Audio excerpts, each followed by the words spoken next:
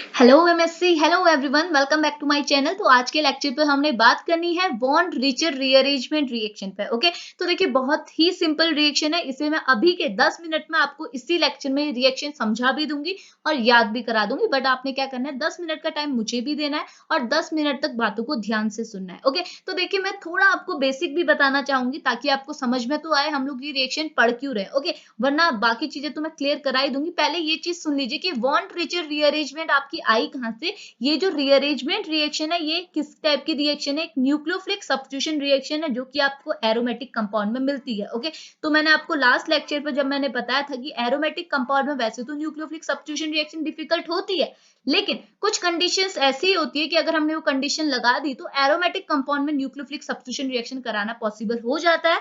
और अगर reaction possible है तो उनमें से एक टाइप की रिएक्शन है जिसे आप बोल रहे हैं बॉन्ड रिचर रीअरेंजमेंट रिएक्शन। ओके, अब मैं बोल रही हूँ ये बहुत सिंपल रिएक्शन है। ऐसा क्यों? क्योंकि ये एक टाइप की रीअरेंजमेंट रिएक्शन है और आपको मैंने बोला था रीअरेंजमेंट रिएक्शन क्या है, बाकी रिएक्शन के कंपेयर में बहुत ज्यादा इजी पड़ती है। इसका रीजन ये है क्योंकि इसमें क्या होता है, आपके जो रिएक्टेंट मॉलिक्यूल है वो कुछ नया प्रोडक्ट आपको नहीं देते, ये वही प्रोडक्ट देते हैं जो रिएक्टेंट है, यानी कि रिएक्टेंट ही अलग तरीके से अरेंज हो जाएगा और आपको वो ही प्रोडक्ट मिल जाएगा। समझ में आ रहा? कुछ नया प्रोडक्ट आपका ऑब्टेन नहीं होता, रिएक्टेंट ही आपका प्रोडक्ट में कन्वर्ट होता है। बट यहाँ जो ग्रुप थे, रिएक्टेंट के केस में जो ग्रुप थे वो कुछ अलग तरीके से अरेंज हो जाएंगे और वही आपके प्रोडक्ट बनाएंगे। ऐसी रिएक्शन को आप बोलते हैं रीअरेंजमेंट रिएक्शन। ओके, तो ये बाकी रिएक्शन के कंपेयर में आपको इजी पड़ जाती है। तो मैं आपको अब एक्सप्लेन करती हूँ बॉन्ड रिचर में होता क्या था। ओके, तो देखिए सबसे पहले मैं आपको बता दूं कि इस रिएक्शन में रिएक्टेंट क्या है, प्रोडक्ट क्या बनना है, रिएजेंट क्या लेना है, देन हम लोग रिएक्शन प्रोसीड कराएंगे। ओके, तो यहाँ लेना है, यहाँ पर को बोला गया है अगर आपका जो रिएक्टेंट मॉलिक्यूल है, रिएक्टेंट मॉलिक्यूल होता है आपका एरोमेटिक नाइट्रो कंपाउंड। तो यहाँ लिखा भी है एरोमेटिक नाइट्रो कंपाउंड आपका क्या होता है, रिएक्टेंट मॉलिक्यूल। अब एरोमेटिक नाइट्रो कंपाउंड क्या होता है, अगर आपने कोई भी एरोमेटिक कंपाउंड में, और हम लोग सबसे सिंपल एरोमेटिक कंपाउंड लेते हैं बेंजीन रिंग, अगर उसमें आपने नाइट्रो ग्रुप लगा दिया, नाइट्रो ग्रुप मतलब NO2। ओके, अगर आप इसे खोलेंगे तो क्या होता है, N, एक जगह डबल बॉन्ड लगता है, एक जगह सिंगल बॉन्ड लगता है और इनके ऊपर आता है नेगेटिव चार्ज। जिस डबल बॉन्ड, जिसके पास डबल बॉन्ड है देन ओके, अगर इसके पास डबल बॉन्ड नहीं है, क्योंकि नाइट्रोजन क्या है, सिर्फ 3 बॉन्ड बनाता है, एक बॉन्ड यहाँ बन गया, दूसरा यहाँ बन गया, तीसरा यहाँ, तो 3 बॉन्ड तो बना है, बट ऑक्सीजन की वैलेंसी भी पूरी हो गई। लेकिन इसने, इसके पास ऑक्सीजन ने डबल बॉन्ड बनाने चाहिए बट इसने डबल बॉन्ड नहीं बनाया तो इसके ऊपर आ गया नेगेटिव चार्ज, तो ये होता है NO2। अगर आप इस ग्रुप को बेंजीन के ऊपर लगा दें तो आप बोलेंगे, बेंजीन ही नहीं, कोई भी एरोमेटिक कंपाउंड के ऊपर लगा दे तो आप बोलेंगे इसे एरोमेटिक नाइट्रो कंपाउंड। ओके, ये आपका रिएक्टेंट होता है। अब आपने इसमें रिएजेंट क्या लेना है, किसके साथ आपने रिएक्शन कराना है, तो वो है साइनाइड आयन। साइनाइड आयन यानी कि CN, C triple bond N। अब आप देखेंगे साइनाइड में यहाँ पर को हम लोग कार्बन के ऊपर नाइट्रोजन ले रहे हैं, बट अब आप बोलेंगे कि कार्बन के ऊपर तो, कार्बन तो इलेक्ट्रोपॉजिटिव कंपाउंड है, कार्बन के ऊपर पॉजिटिव चार्ज कैसे स्टेबल है, ये तो नाइट्रोजन के ऊपर होना चाहिए क्योंकि नाइट्रोजन इलेक्ट्रोनेगेटिव है और नेगेटिव चार्ज कभी भी नेगेटिव के ऊपर ही स्टेबल होता है, पॉजिटिव के ऊपर स्टेबल नहीं होता। बट ये चीज ध्यान में रखना कि आपका, देखो ये चीज आप पेपर पे ध्यान रखना, नाइट्रोजन के ऊपर यहाँ नहीं लगाना। यहाँ पर को मैं आपको बता दूं, जो साइनाइड ग्रुप होता है, साइनाइड आयन होता है एक टाइप का एम्बिडेंट लिगेंड, एम्बिडेंट आयन होता है। एम्बिडेंट आयन मतलब इस पर जो नेगेटिव चार्ज है ये C के ऊपर भी रह सकता है, N के ऊपर भी रह सकता है, दोनों जगह रह सकता है। ओके, और इस रिएक्शन में हमने कौन सा वाला लिगेंड चाहिए, किस फॉर्म में लिगेंड चाहिए, CN में जो कार्बन, जो नेगेटिव चार्ज है वो कार्बन के ऊपर हो, ऐसा टाइप का लिगेंड चाहिए, इसी से हमारी रिएक्शन प्रोसीड होगी। तो ये चीज ध्यान में रखना। अगली चीज आपका प्रोडक्ट, प्रोडक्ट क्या बनेगा, कार्बोक्सिलिक एसिड। कार्बोक्सिलिक एसिड पता है, अगर आप बेंजीन के ऊपर, क्योंकि ये कौन सी एरोमेटिक कंपाउंड की रिएक्शन है। ओके, और मैंने बोला एरोमेटिक कंपाउंड में न्यूक्लियोफिलिक सब्स्टिट्यूशन रिएक्शन है, इसमें क्या होगा, देखो आपका जो रिएक्टेंट मॉलिक्यूल है ये आपका रिएक्टेंट है, बोला NO2 ग्रुप, यानी कि एरोमेटिक नाइट्रो कंपाउंड आपका रिएक्टेंट है। यहाँ पर साइनाइड आपने रिएजेंट लिया है जो है आपका CN, प्रोडक्ट में बन रहा है आपका कार्बोक्सिलिक एसिड, यानी कि NO2 के बदले यहाँ पर आ जा रहा है आपका कार्बोक्सिलिक एसिड। इतनी चीज समझ में आई। अब मैंने बोला एक न्यूक्लियोफिलिक सब्स्टिट्यूशन रिएक्शन है, वो भी एरोमेटिक कंपाउंड में, क्यों, क्योंकि साइनाइड आपका एक न्यूक्लियोफाइल ही तो है। न्यूक्लियोफाइल आपको बताया था मैंने कि न्यूक्लियोफाइल कुछ नई चीज नहीं है, न्यूक्लियोफाइल में वो ही कंपाउंड इंट्रोड्यूस होते हैं जिनके ऊपर नेगेटिव चार्ज होता है। अब देखो यहाँ पर मैंने भी मिस्टेक की है, इसमें मार्क्स कट सकता है, यहाँ पर नेगेटिव चार्ज नहीं लगाना है, आपने यहाँ पर लगाना है, क्योंकि यहाँ पर आपने नेगेटिव चार्ज नाइट्रोजन वाला नहीं लेना है, कार्बन वाला लेना है। ओके, तो ये आपका हो गया न्यूक्लियोफाइल, क्योंकि इस पे भी नेगेटिव चार्ज है। ये न्यूक्लियोफाइल अटैक करेगा इस बेंजीन रिंग में, इस एरोमेटिक कंपाउंड में, और क्या करेगा, इस ग्रुप को क्या करेगा, रिप्लेस करेगा। जो ये ग्रुप है इसे रिप्लेस करेगा, और इस ग्रुप को आप क्या बोलते थे, लिविंग ग्रुप। जो ग्रुप आपके कंपाउंड से लीव हो रहा है उसे बोलते हैं लिविंग ग्रुप, यानी कि NO2 आपका है लिविंग ग्रुप।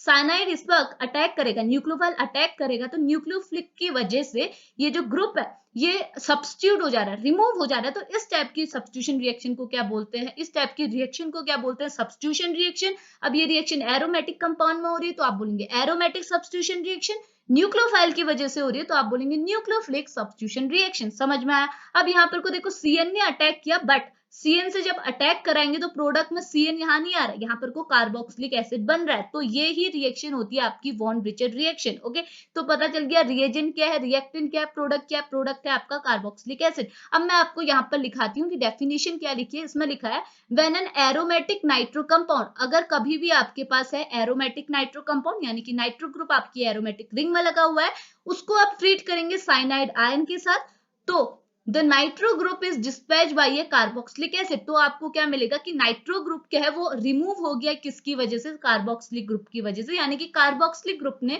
नाइट्रोजन की पोजीशन को हटा दिया, उसके पोजीशन में खुद बैठ गया। ओके, और इंटर्स ऑलवेज इन, और ये जो रिएक्शन होती है ध्यान में रखना, ये रिएक्शन में जो आपका देखो यहाँ पर आप देखेंगे नाइट्रो ग्रुप तो आपकी ये पोजीशन में, इसे आप बोलते हैं इप्सो पोजीशन, इप्सो पोजीशन। ओके, लेकिन आपका जो कार्बोक्सिलिक एसिड यहाँ पर NO2 को रिप्लेस करके जो एसिड कार्बोक्सिलिक एसिड इंट्रोड्यूस हो रहा है वो इप्सो पोजीशन में नहीं हो रहा, वो कौन सी पोजीशन में हो रहा है, ऑर्थो पोजीशन में।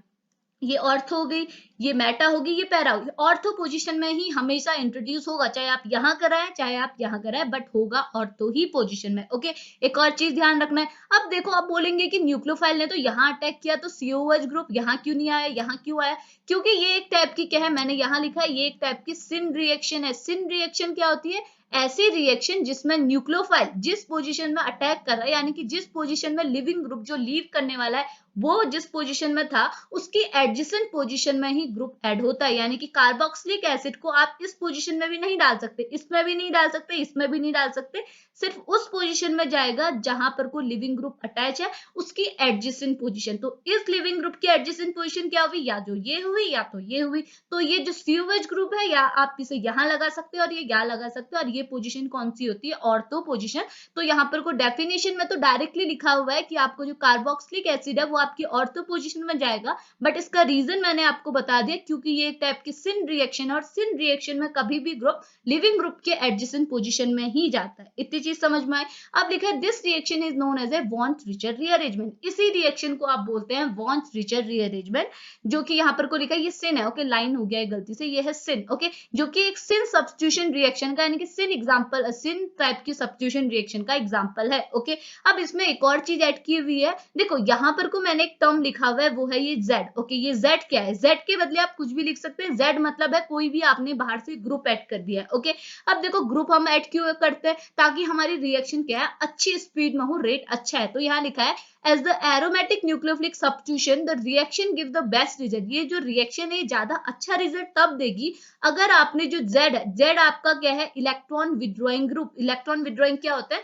जो अपनी और इलेक्ट्रॉन को अट्रैक्ट करते हैं, जैसे मिथाइल ग्रुप वगैरह वगैरह। ओके, तो अगर आपने इस Z पोजीशन में कोई भी इलेक्ट्रॉन विड्रॉइंग ग्रुप लगा दिए, it is present at the ortho and para position. यानी कि आपने यहाँ देखो ये ऑर्थो है, ये मेटा है, या पैरा पोजीशन। तो ये बोल रहा है जो Z है, Z आपका है इलेक्ट्रॉन विड्रॉइंग ग्रुप। अगर आप इलेक्ट्रॉन विड्रॉइंग ग्रुप को अगर ऑर्थो या फिर पैरा, किसी यहाँ तो ऑर्थो पे तो आपका ग्रुप आ रहा है तो आप यहाँ पर को पैरा पोजीशन पे लगाएंगे। अगर ऑर्थो और पैरा पोजीशन में किसी भी पोजीशन में अगर आपने इलेक्ट्रॉन विड्रॉइंग ग्रुप लगा दिया बोल रहे, तो आपकी जो बॉन्ड रिचर रीअरेंजमेंट है ये बहुत अच्छी स्पीड में प्रोसीड कर सकते हैं, बहुत अच्छा रिजल्ट आपको देगी। इतनी चीज समझ में आए? तो ये होती है बॉन्ड रिचर रीअरेंजमेंट। तो यहाँ पर वही लिखा है, ये एक टाइप की एग्जांपल है किसका, nucleophilic substitution reaction in an aromatic compound, और ये एक टाइप की सिन रिएक्शन है। बता दिया सिन रिएक्शन क्या होती है। और यहाँ पर लिखा है रीअरेंज, रिएक्टेंट क्या है, रिएजेंट क्या है, और आपका प्रोडक्ट क्या है। इतनी चीज समझ में आई? ये होती है बॉन्ड रिचर रीअरेंजमेंट। अब आपकी रिएक्शन भी आप समझ गए हो, आपको समझ में आई हो। मैंने आपको क्या बोला, आपका रिएक्टेंट जो आपका लिविंग ग्रुप है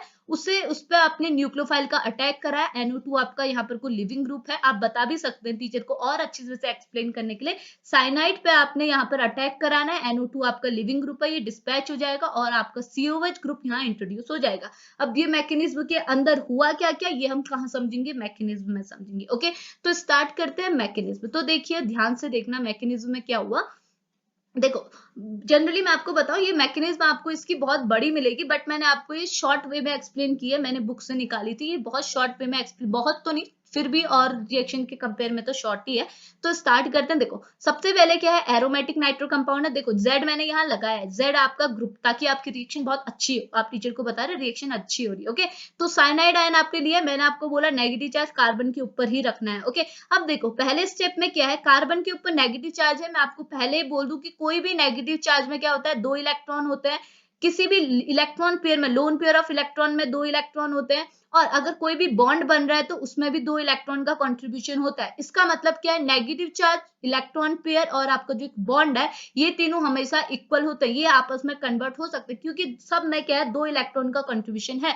तो यहाँ पर भी देख सकते हैं आप, यहाँ 2 इलेक्ट्रॉन है। ये 2 इलेक्ट्रॉन क्या है, यहाँ पर को बॉन्ड में इन्वॉल्व हो जाएंगे, यानी कि ये क्या है, बॉन्ड बनाएंगे। ओके, ये इसका कोई बॉन्ड नहीं टूटा, इसके पास, कार्बन के पास इलेक्ट्रॉन पेयर थे, ये इलेक्ट्रॉन पेयर ने क्या है, इन दोनों के साथ बना दिया बॉन्ड। ओके, अब देखो अगर यहाँ पर को इनकेस यहाँ पर ऐसा बॉन्ड बन जा रहा है, तो अब आपको पता है कि यहाँ पर को क्या है, ये बॉन्ड यहाँ पर नहीं टिकेगा। ये क्या करेगा, ये बॉन्ड ऊपर शिफ्ट हो जाएगा, ये वाला बॉन्ड और ऊपर शिफ्ट हो जाएगा। तो यहाँ पर को क्या होगा, देखो ये वाला बॉन्ड जो है वो ऊपर शिफ्ट होगा, तो यहाँ डबल बॉन्ड आ गया, इसके ऊपर नेगेटिव चार्ज है। ओके, एक के पास डबल बॉन्ड होता है, एक के पास नेगेटिव चार्ज। ओके, बराबर कर दिया नाइट्रोजन ने दोनों ऑक्सीजन को। ओके, अब देखो यहाँ पर अगर आपका डबल बॉन्ड आ गया, तो यहाँ पर को क्या होगा, यहाँ वाला डबल बॉन्ड हो जाएगा ऊपर शिफ्ट, और ये मैंने आपको क्या बोला, एक बॉन्ड आपका इलेक्ट्रॉन पेयर के इक्वल होता है और एक नेगेटिव चार्ज के इक्वल होता है। तो मैंने यहाँ पर को नेगेटिव चार्ज लगा दिया, क्योंकि बॉन्ड ये भी 2 इलेक्ट्रॉन का कॉन्ट्रीब्यूशन है, ये भी 2 इलेक्ट्रॉन का कॉन्ट्रीब्यूशन है। इतनी चीज समझ में आई। यहाँ पर को रीअरेंजमेंट हो रहा है, तभी तो हम रिएक्शन को रीअरेंजमेंट रिएक्शन कह रहे हैं। यहाँ पर को क्या हो रहा है, रीअरेंजमेंट। ओके, अब देखो यहाँ पर को ये प्रोडक्ट बना, आपने क्या किया, CN तो आपका ऐड हो गया, यहाँ पर आ गया डबल बॉन्ड, इसके ऊपर आया नेगेटिव, इसके पास भी हो गया नेगेटिव। इतनी चीज समझ में आई। अब आपने क्या करना है ना, इस हाइड्रोजन एटम को रिमूव कर देना। तो यहाँ पर लिखा है -H+। अगर आप इस हाइड्रोजन एटम को निकाल देंगे तो क्या होगा, अगर यहाँ से हाइड्रोजन एटम निकला तो ये बॉन्ड नीचे आ सकता है, यानी कि यहाँ पर को अगेन डबल बॉन्ड हो जाएगा। समझ में आया। देखो अब यहाँ पर हाइड्रोजन निकला है ना, अगर रिएक्शन में एक बार हाइड्रोजन निकलता है तो एक बार ऐड भी होता है। ओके, यहाँ से आपने हाइड्रोजन को निकाला है, अगले स्टेप में हम लोग एक बार ऐड भी करेंगे। समझ में आया। यहाँ से हाइड्रोजन निकला तो यहाँ पर अगेन आ गया आपका डबल बॉन्ड, बाकी चीजें वैसे ही बैलेंस है। आप इसे यहाँ करें बराबर बात है, ये यहाँ पर आ गया, ये बन गया। इतनी चीज समझ में आई। अगले स्टेप में क्या हुआ, आगे बढ़ते हैं। देखो अगले स्टेप में हुआ ये कि अब आप देखेंगे दोनों ऑक्सीजन के ऊपर है नेगेटिव चार्ज। अब आप क्या करेंगे, इस नेगेटिव चार्ज, इस ऑक्सीजन में जो नेगेटिव चार्ज है, मैंने आपको बोला नेगेटिव चार्ज एक बॉन्ड बना सकता है, क्योंकि ये भी 2 इलेक्ट्रॉन से बना है, बॉन्ड भी 2 इलेक्ट्रॉन से। ये नेगेटिव चार्ज आ गया, इसने बना दिया कार्बन के साथ बॉन्ड। और यहाँ पर से देखो, अब ये देखो चार्ज की बात नहीं कर रहे हम लोग, चार्ज में तो इसके ऊपर नेगेटिव चार्ज था ना कार्बन के ऊपर, वो तो इन्वॉल्व हो गया बॉन्डिंग में। अब इस कार्बन के पास कोई चार्ज नहीं बचा। अब क्या है, बॉन्ड टूटेगा। बॉन्ड कैसे टूटेगा, ये बॉन्ड जाएगा इस नाइट्रोजन के पास। अब आप बोलेंगे ये नाइट्रोजन के पास ही क्यों जाए, कार्बन के पास भी तो जा सकता है। कार्बन के पास नहीं जाएगा, क्योंकि अगर बॉन्ड टूटा, नेगेटिव चार्ज किसी के ऊपर पड़ा, तो वो किसके ऊपर पड़ेगा, नाइट्रोजन के ऊपर। क्यों, क्योंकि नाइट्रोजन एटम आपका क्या है, नाइट्रोजन एटम है इलेक्ट्रोनेगेटिव। इलेक्ट्रोनेगेटिव के ऊपर ही नेगेटिव चार्ज स्टेबल होता है, पॉजिटिव के ऊपर नहीं होता है। इतनी चीज समझ में आई। अब देखो एम्बिडेंट था, तब हमने वहां अलग केस बताया था। तो यहाँ से बॉन्ड टूटेगा, नाइट्रोजन के ऊपर आ जाएगा नेगेटिव चार्ज, ये ऑक्सीजन क्या है, इसके साथ बॉन्ड बना लेगा। ओके, क्योंकि कार्बन क्या है, ऐसा हमने बॉन्ड क्यों तोड़ा, क्योंकि कार्बन देखो ना 4 बॉन्ड ही तो बना सकता। अगर इस ऑक्सीजन ने कार्बन के साथ बॉन्ड बना दिया, तो एक बॉन्ड तो ये बनेगा, एक बॉन्ड ये बनेगा, 2 हो गए, और 3 यहाँ ऑलरेडी है, तो 5 बॉन्ड तो कार्बन बना नहीं सकता। ये क्या करेगा, नाइट्रोजन से बोलेगा 3 तो तेरे पास है, एक तोड़ देते हैं, 2 में तो हम लोग साथ है। ओके, तो एक ऑक्सीजन के साथ भी बॉन्ड बना लिए, एक इस कार्बन के साथ भी, 2 नाइट्रोजन के साथ। तो यहाँ पर आपका क्या बना, नाइट्रोजन। सब चीजें सेम है, बस ऑक्सीजन ने कार्बन के साथ बना लिया बॉन्ड। इतनी चीज समझ में आई। और नाइट्रोजन के ऊपर आ गए यहाँ पर को नेगेटिव चार्ज। इतनी चीज क्लियर है। अगले स्टेप में क्या है, मैंने आपको क्या बोला था, अगर आपने हाइड्रोजन निकाली है तो एक बार हाइड्रोजन को आपको देना भी पड़ेगा। अब आप हाइड्रोजन देंगे। अब आपने देखो यहाँ पर को, अगर मैं आप बोलूं, अगर यहाँ पर जो कार्बन है, कार्बन ने एक बॉन्ड तोड़ा तो नाइट्रोजन के ऊपर आया एक नेगेटिव चार्ज, अगर ये दूसरा बॉन्ड भी तोड़ देगी तो कार्बन के ऊपर दो नेगेटिविटी आ जाएंगी, दो बार नेगेटिविटी। अब आपने यही करना है कि कार्बन के यहाँ पर कोई एक सिंगल बॉन्ड ही रखना है, ताकि यहाँ दो बॉन्ड टूटेंगे तो दो नेगेटिव चार्ज आएंगे, और इन दोनों नेगेटिव चार्ज की वजह से क्या है, दो नेगेटिव है तो आपने यहाँ पर को H पॉजिटिव, आपको पता है हाइड्रोजन क्या होता है, पॉजिटिव नेचर का होता है, ये पॉजिटिव नेचर वाला एक हाइड्रोजन एक नाइट्रोजन, मतलब नाइट्रोजन के एक नेगेटिविटी के पास चला जाएगा, एक हाइड्रोजन दूसरी नेगेटिविटी के पास, यानी कि नाइट्रोजन क्या हो जाएगा, NH2 में कन्वर्ट हो जाएगा। इतनी चीज समझ में आई। दूसरा क्या होगा, अब देखो ये वाला जो बॉन्ड है ये भी यहाँ से टूटेगा, अगर ये बॉन्ड टूटेगा तो अब आप देखो कार्बन के पास एक बॉन्ड ये है, दूसरा बॉन्ड ये है, यहाँ से इसने बॉन्ड तोड़ा तभी तो नेगेटिविटी आई, एक बॉन्ड ये है, दो बॉन्ड ये है, तीसरा बॉन्ड ये है, पर होने कितने चाहिए थे, चार।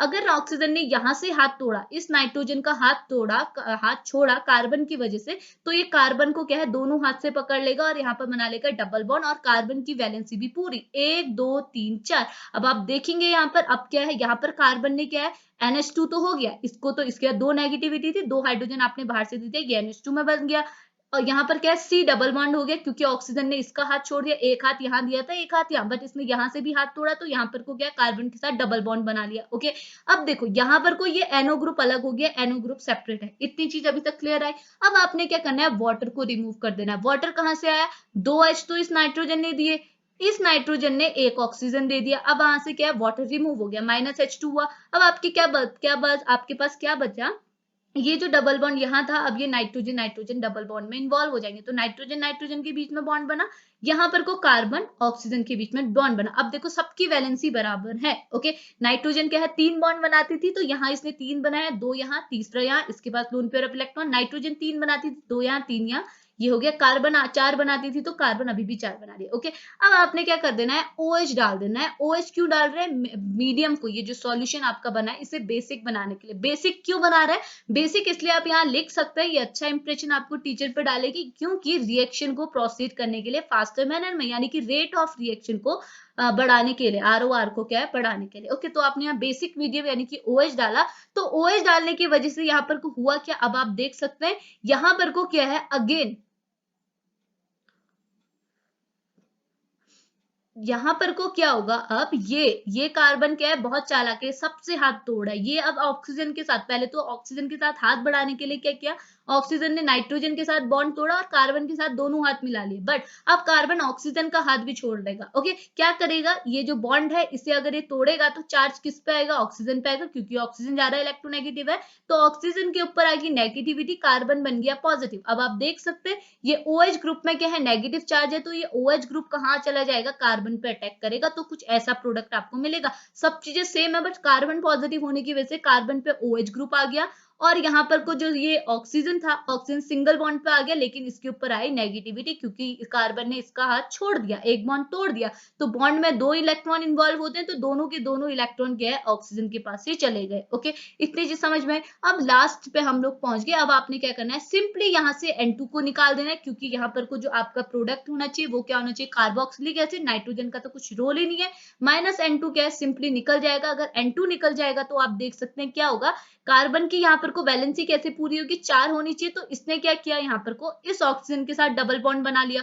इतनी चीज समझ में आई। ऑक्सीजन के साथ अगर ये डबल बॉन्ड बनाएगी तो वैलेंसी चार तो पूरी होगी, लेकिन इस ये जो यहाँ पर कार्बन था इसके ऊपर आएगा नेगेटिव चार्ज, क्योंकि यहाँ से नाइट्रोजन निकला, ये N2 निकले, तो यहाँ पर आ गया इसके नेगेटिव, क्योंकि इसका ग्रुप तो चला गया। अब इसकी वैलेंसी कौन पूरी करेगी, ये आया नेगेटिव चार्ज। अब आपने लास्ट में क्या करना है, इसे H पॉजिटिव आयन दोबारा दे देना है। अगर आप इसमें H पॉजिटिव आयन देंगे तो आपको पता है पॉजिटिव चार्ज, H पॉजिटिव क्या है, हमेशा माइनस चार्ज को बैलेंस कर देता है, और H पॉजिटिव आने की वजह से ये माइनस चार्ज यहाँ से चला जाएगा, यानी कि यहाँ पर को क्या होगा, H आ जाएगा, और H यहाँ पर होना भी चाहिए, क्योंकि ये सारी पोजीशन में तो H है।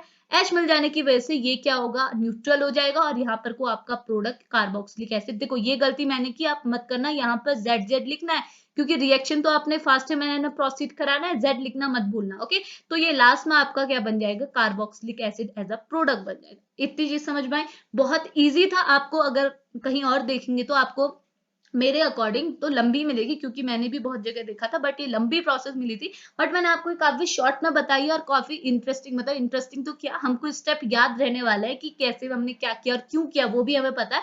तो चीजें हमारे माइंड में अच्छे से फीड हो गई होंगी। ओके, तो यही थी हमारी von Richter rearrangement reaction. Hope आपको वीडियो पसंद आई होगी। अगर वीडियो पसंद आई होगी तो प्लीज रिस्पॉन्स कीजिए, क्योंकि आप रिस्पॉन्स करेंगे तो मैं वीडियो और बनाऊंगी। तो अगर पसंद आई है तो रिस्पॉन्स कीजिए, लाइक कीजिए, शेयर कीजिए। अगर आप चैनल पर नए हैं तो सब्सक्राइब भी कर लीजिए। आपको एमएससी और बीएससी से रिलेटेड सारे कंटेंट मैं प्रोवाइड कराऊंगी, और साथ ही साथ इसके जितने भी स्टडी मटेरियल, ये सारा का सारा मैं डिस्क्रिप्शन बॉक्स और कमेंट सेक्शन पे इसका लिंक शेयर कर दूंगी। आप वहां से जाके ले सकते हैं। ओके, तो वीडियो को यहीं पे फिनिश करते हैं, मिलते हैं नेक्स्ट रीअरेंजमेंट रिएक्शन पे। तब तक के लिए बाय बाय। Bye madam.